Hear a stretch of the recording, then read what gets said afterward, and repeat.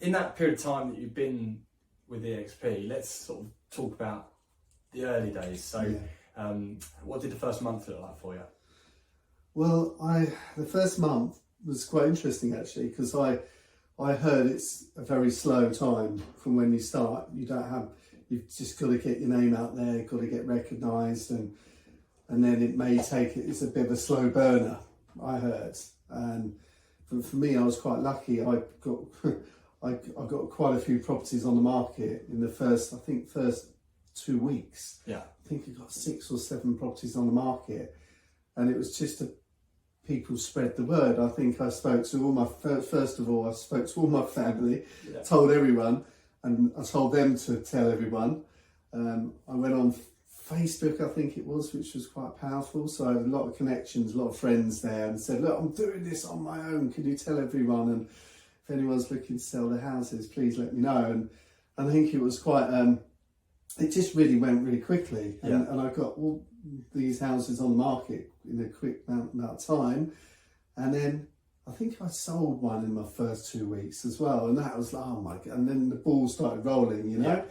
So I think for me, I struck lucky. I did all right, you know, but I've heard it's not always like that. You can take a bit of time to get your name out there. Well, I'm sort of glad that you said that's what you heard, because I think there's a perception out there that because we're trying to attract agents, that maybe we can sometimes be a little bit overly optimistic about, and I remember with you, hopefully setting the expectation of almost the opposite of that, and then because what occurred to you is better, right? It's better that we say to you it might be slow and then it takes off at 100 miles an hour, then we tell you it's going to take off 100 miles an hour and it takes a little bit more time. I think the only thing I'd take issue with there, mate, is I'm not a big fan of the word luck, and I saw you come on board at EXP, and you're probably the quickest agent I've ever known from signing up to joining into our work chat conversation. It was like straight away, hey, I'm here, like, please be part of it. And there's no hierarchy at EXP, and I love the fact that you recognise that and just dive straight in. You were on Facebook straight away doing video and that kind of thing. And I might be wrong, but I don't remember you necessarily having a ton of experience in that area of having done that. Not at all. No. So I had a bit of experience with Under the Hammer on BBC. Yes, as seen on TV. Yeah.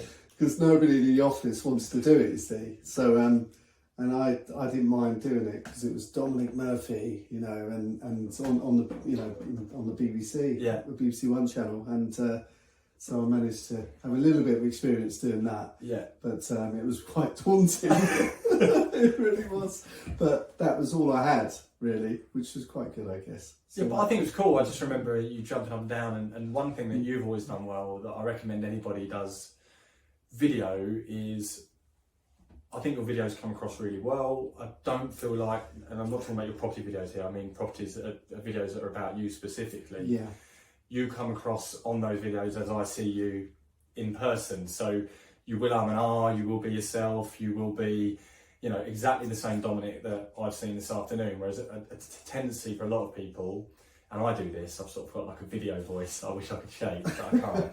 But you were just very much yourself. So I think that would have bred a lot of familiarity with people on your social media channels, which then doubles up. Then when you actually turn up, you're the same guy as well, which I think is really important. And I think your stuff's really great. I think it's really engaging. Really appreciate that. I think that anyone part of EXP or not should stop by your Facebook channel and have a look at the type of video you do, which, you know, let's talk about that as well, because it's something else that we've spoken about off camera today.